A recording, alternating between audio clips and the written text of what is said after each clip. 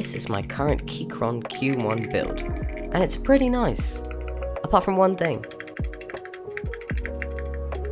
Yep, you guessed it, the spacebar. But I'm going to try and fix this in this video. So I unscrew the back of this aluminium case, which is really cool to the touch and I really love it.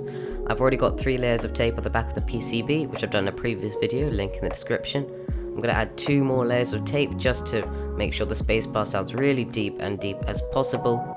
And I've already got sound deadening material in the case itself, which I think is a must-have in all keyboards to get that thocky sound.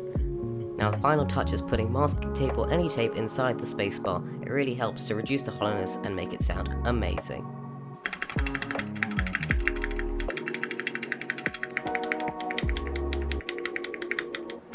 As you can see, the tape has definitely made a difference to the spacebar and I'm really loving its sound. As always, if you enjoyed the video, remember, like and subscribe.